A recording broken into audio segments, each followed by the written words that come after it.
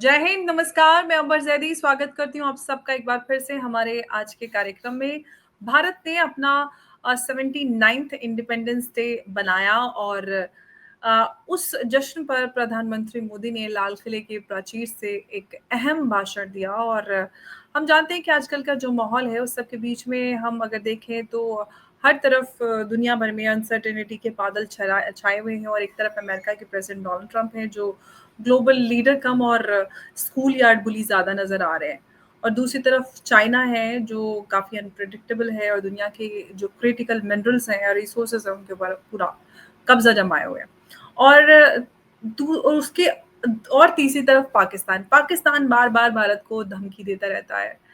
ये भी एक बात है कि वो अपनी बार-बार इस तरह से अपनी औकात दिखाता है। इसी सब के बैकड्रॉप में हमने देखा कि प्रधानमंत्री मोदी ने लाल किले से जो अपनी स्पीच दी, जो भाषण रहा उनका अपने वक्तव्य में, इन सारे जो अगर हम बात करें वाशिंगटन की बात करें, बीजिंग की बात करें, इस्लामाबाद की बात करें, सबको एक सीधा मैसेज दिया। अब सवाल ये है कि जो प्रधानमंत्री मोदी ने इंडिपेंडेंस डे पर मैसेज भारतीयों के लिए दिया है और साथ-साथ उनका के लिए तो एक कॉन्फिडेंस बूस्टर का काम करता है ग्लोबल पावर्स के लिए। क्या ये खुला चैलेंज है? इसी चर्चा को आगे बढ़ाएँगे। हमारे साथ मौजूद हैं उमेश जी। उमेश जी, बहुत-बहुत स्वागत है आपका। जय हिंद, नमस्कार। जय सिया राम। जय सिया राम उमेश जी। उमेश जी, अगर सबसे पहले हम बात करते हैं अमेरिका की, अमेरिका लगातार भारत पे प्रेशर बना रहा है। ट्रंप काफ़ी इस तरह की भूमिका में नज़र आ रहे हैं कि वो बुली ज़्यादा लग रहे हैं। क्या इंडिया के लिए जो यूएस है वो रिलायबल तो नहीं है, लेकिन सबसे पहले तो प्रधानमंत्री मोदी के भाषण में जो-जो चीज़ें रहीं, अहम बातें उन्होंने चाइना पे डिपेंडेंसी की बात की, फार्मास्यूटिकल को लेके, डिफेंस में उन्होंने आत्मनिर्भरता की बात की कि हमें और इनफैक्ट इंजन बनाने पे काफ़ी फ़ोकस उन्होंने कहा। चिप्स को लेकर उन्होंने बात की। कई सारे बड़े जो मुद्दे हैं उनको अपने एड्रेस में रखा। कैसे देख रहे हैं आप इसको? देखिए, उन्होंने बहुत सारी बातें की है, उन्होंने सॉवरेनिटी की बात की है। भारत अपने हिसाब से डिसीजन ले सकता है। वो विश्व में जितनी बड़ी महाशक्तियाँ हैं, चाहे वो अमेरिका हो, चाइना हो या कोई भी देश हो या कोई भी संस्था हो, भारत उनके इंटरेस्ट के लिए काम नहीं करेगा। आज हम हमारी इंटरेस्ट के लिए काम करेंगे। इसके लिए उन्होंने जिस हिसाब से बोला, पहले डिफेंस के लेके बोला कि भारत के अंदर S-400 और S-500 जैसे सिस्टम्स है, मिसाइल डिफेंस सिस्टम है। हमारा जो प्रोजेक्ट उषा है, उसको डेवलप किया जाएगा और भारत के अंदर 2035 तक सुदर्शन चक्र जैसा शील्ड बन जाएगा कि भारत के अंदर कहीं भी अगर कोई मिसाइल्स डालता है क्रिटिकल इंस्टॉलेशन के ऊपर, मान लीजिए पार्लियामेंट पे ही अगर कोई अटैक कर लेता है, उसको भी बचाया जा सकता है। तो उन्होंने पहले डिफेंस की बात की है। सेकंड, उन्होंने बात की थी, आपने देखा है था कि उन्होंने बात की है आरएसएस की। आरएसएस जो 100 साल तक भारत के लिए काम करता है, यहाँ पे पब्लिक डिस्कोर्स जो है वो सेट करता है। और उन्होंने एनजीओ की बात की। तो ये बहुत बड़ी बात है कि आज तक किसी भी प्रधानमंत्री ने ये बात नहीं की थी। नेहरू जी ने तो 1962 में तो मेरे ख्याल से उन्होंने एक बार उन्होंने आरएसएस को बैन भी कर दिया था। एब्सोल्युटली। 1962 में इसके लिए बुलाया था उनको, 62 या 63 में, क्योंकि आरएसएस के लोगों ने, आरएसएस के स्वयं सेवकों ने 62 के चाइना वॉर में बहुत बड़ी भूमिका निभाई थी। और एक चीज आप देखिए, उन्होंने बात की थी डिजिटल एंड टेक सॉवरेनिटी की। उन्होंने बात किया, उन्होंने अपील की हमारे जो इंडियन इंडियन इंजीनियर्स है कि आप अपना घर का ऐप बनाइए, हमारा सोशल मीडिया बनाइए, हम आपको सपोर्ट करने के लिए तैयार हैं। उन्होंने बात की थी क्रिटिकल मिनरल्स की, कि हम समुद्र में भी हमारे जो नेचुरल रिसोर्सेज है उसको हम खोजेंगे, एक्सट्रैक्शन करेंगे। और कहीं ना कहीं जैसे हमने कवर किया था, अंडमान में जो नेचुरल रिसोर्सेज मिले हैं, जो तेल के जो भंडार है, जो बताया जाता है which is equivalent to the reserve of the Middle East, उसकी बात को उन्होंने शायद रेफर किया है। और समुद्रयान जो है, जो समुद्री तल पे जाके वहां पे खनिज पदार्थों का वो निरीक्षण करेगा, उसके बारे में भी बातचीत चालू कर दी है। तो कहीं ना कहीं उन्होंने रेयर अर्थ मिनरल्स के ऊपर जो हमारी डिपेंडेंस है चाइना के लिए, चाइना के ऊपर, उन्होंने उसको भी छुआ। उन्होंने पाकिस्तान को लताड़ा ही है, 10 क्वार्टर ट्रीटी के बारे में भी उन्होंने मेंशन किया। कहीं ना कहीं और आप ये भी देख लीजिए, सेमीकंडक्टर्स के ऊपर भी उन्होंने बात की थी। सेमीकंडक्टर्स को बोला था कि इस साल के अंत तक हमारा खुद का सेमीकंडक्टर चिप आ जाएगा। तो बहुत सारे जो एरियाज है, इनफैक्ट उन्होंने देश के अंदर जो इलीगल लोग रोहिंग्यास और बांग्लादेशी आके बच चुके हैं, इसके लिए भी उन्होंने बोला कि मैं एक टास्क फोर्स बनाऊंगा। ये सब बातें जो होती है, देश की आंतरिक सुरक्षा, देश के डिफेंस के बारे में, देश के अंदर जो इकोनॉमिक अपॉर्चुनिटीज है, हमारी जो सनराइज इंडस्ट्रीज है, सबको कवर किया है। ये जो कल जो संबोधन था, उन्होंने मेरे ख्याल से किया था 103 मिनट के लिए, और वो जवाहरलाल नेहरू के बाद सेकंड ऐसे प्रधानमंत्री बने हैं जिन्होंने कंसिक्यूटिवली 12 बार इन्होंने इंडिपेंडेंस डे को एड्रेस किया है। तो ये बहुत बड़ी बात है अंबर जी। और कल का जो एड्रेस था, उन्होंने सब कुछ छुआ है। मतलब आप ये देखिए कि जिस हिसाब से उन्होंने एक तरह से भारत का जो एजेंडा है, उन्होंने वो सेट करके रख दिया है। उन्होंने ये भी बोल दिया है कि मैं कहीं जाने वाला नहीं हूँ, और मैं आज भारत के लिए और काम करूंगा। तो जो भी इनके जो रिटायरमेंट की बातें हो रही थी, वो भी एक तरह से जो लोग निष्कर्ष निकाल रहे थे, तो मेरे ख्याल से सबको उन्होंने फुल स्टॉप दे दिया है। और जी। और एक और एक चीज है, आप ये देखिए कि कल का जो एड्रेस था, उसके अंदर वह राहुल गांधी नजर नहीं आए थे। राहुल गांधी ने उसका बहिष्कार किया था, वो कहीं और चले गए थे।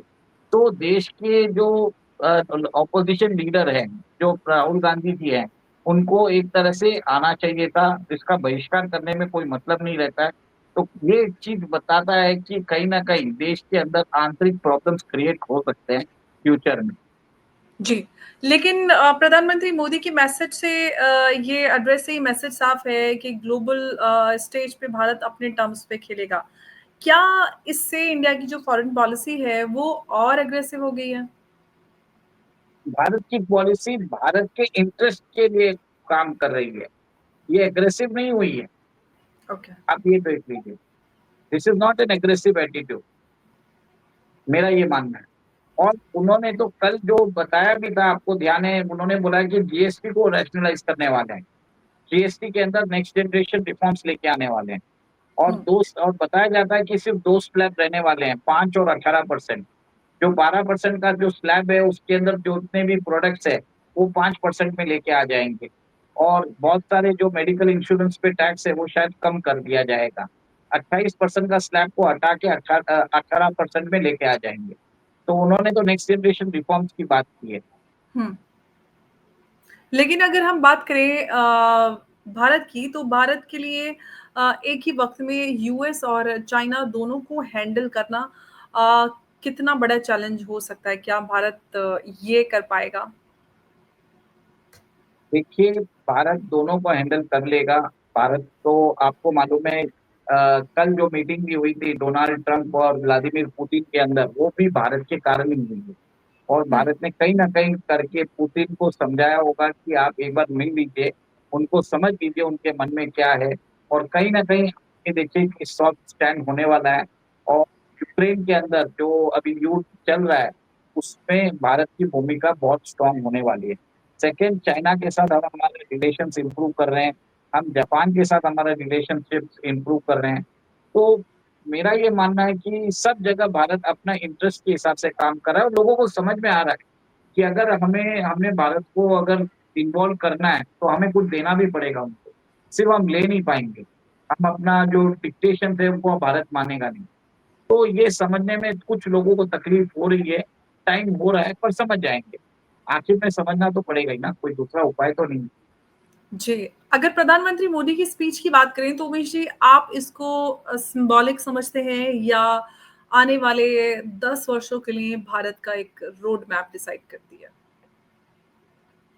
देखिए, इन्होंने 2047 तक नया भारत की जो नींव है, वो सारे इश्यूज उन्होंने एक तरह से रख दिए। उन्होंने बता भी दिया है कि कौन से सेक्टर्स में हमें फोकस करने की जरूरत है, कहाँ पे हमें एक तरह से अगर अगर हमको विश्व में महाशक्ति बनना है, तो हमें इकोनॉमिक पावर हाउस बनना है, तो मैन्युफैक्चरिंग कैपेसिटी को हमको बढ़ाने की जरूरत है।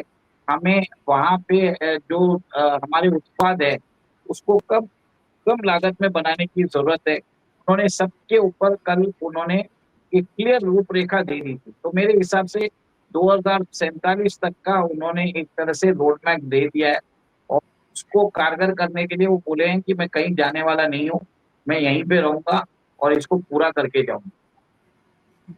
बिल्कुल, मोदी जी जिस तरह से समर्पित हैं देश को आगे बढ़ाने के लिए, तो अपने आप में दिखता भी है और भारत की तरक्की में वो नज़र भी आता है। लेकिन क्या लाल किले से जो प्रधानमंत्री द्वारा गया मैसेज है, वो एक दुनिया के लिए डिक्लेरेशन था कि इंडिया अब सिर्फ़ एक रीजनल पावर नहीं बल्कि ग्लोबल प्लेयर बन चुका है? Definitely India has become a global player. कल उन्होंने यूपीआई की बात की थी, उन्होंने बोला था कि कैसे हमारे पेमेंट सिस्टम जो विश्व में जितने भी डिजिटल पेमेंट्स होते हैं, उसका 50% भारत के अंदर होता है। आप जानते हैं कि कि हम जो हमारा डिजिटल पेमेंट बाय वॉल्यूम है, वो अभी वीज़ा पे को भी बीट कर रहा है। तो हमने अभी 7 से 8 कंट्रीज़ के साथ हमारा यूपीआई इंटरनेशनली कर दिया है। हमें वहाँ पे डॉलर की ज़रूरत नहीं है। कहीं न कहीं भारत ने अपनी डिजिटलाइज़ेशन की जो रूपरेखा है, कल ने उसकी भी मेंशन की है। भारत के लोगों को एक तरह से याद दिलाया है कि भारत सरकार उनके साथ है। भारत के इंजीनियर्स को भी बोला है कि हम आपको सपोर्ट करने के लिए तैयार हैं। बिल्कुल। तो अगर उमेश जी प्रधानमंत्री मोदी ने पाकिस्तान को लेकर भी काफ़ी बात कही और हम सब जानते हैं कि भारत की जो इकोनॉमिक डिपेंडेंसी है वो चाइना के ऊपर काफ़ी ज़्यादा है। जिससे कि हम फार्मास्यूटिकल की बात करते हैं और जो एक तरफ हम जानते हैं कि जो हमारा बॉर्डर डिस्प्यूट है और पाकिस्तान को लेकर भी प्रधानमंत्री मोदी ने एकदम साफ किया। आप ये जो कशमकश है इसको किस तरह से देख रहे हैं? कैसे ये पार हो पाएगा? देखिए, आपकी बात सही है कि प्रधानमंत्री मोदी जी ने पाकिस्तान के संदर्भ में बोला है कि हमने उनका पानी बंद कर दिया है। खून और पानी एक साथ नहीं बह सकता है और कहीं न कहीं इस बात का संज्ञान पाकिस्तान के अंदर भी हुआ है, जिस हिसाब से हमको धमकियाँ मिल रही है। आप ये समझ लीजिए कि आगे जाके पाकिस्तान भारत पे हमला करेगा और उसको नेक्स्ट टाइम अगर कुछ होगा, तो इसके ऊपर उनको मेरे ख्याल से बाय चांस अगर वो प्लीड भी करेगा, बाय चांस हमको बोलेगा भी कि डीजीएमओ ने फ़ोन भी किया कि आप रुक जाइए, उस समय हुँ, रोका नहीं जाएगा। और भारत अभी अपनी सुरक्षा के लिए वो पूरे इंतज़ाम करने वाला है। भारत अपनी डिफेंस पे ध्यान दे रहा है। भारत के जो अपने नेवल एसेट्स है, उसको भी दुरुस्त कर रहा है। तो कहीं न कहीं मुझे ये लगता है कि अ अगले कुछ टाइम के अंदर पाकिस्तान वापस भारत के ऊपर हमला कर सकता है और कहीं न कहीं ये एक तरह से हमारी ईस्टर्न फ्रंट में भी हो सकता है। इस सब की इस सब को आप देख लीजिए पाकिस्तान के बारे में भी बात की उन्होंने। उन्होंने भारत के अंदर रह रहे इल्लीगल इमिग्रेंट्स की भी बात की। तो देश की आंतरिक सुरक्षा, देश के अंदर आउटवर्ड जो प्रॉब्लम्स है, सब तरीके से मोदी जी ने बात की है। जी, बिल्कुल। अगर भारत के लिए हम सबसे बड़ा स्ट्रेटेजिक चैलेंज जो है उसकी बात करें तो वो क्या है?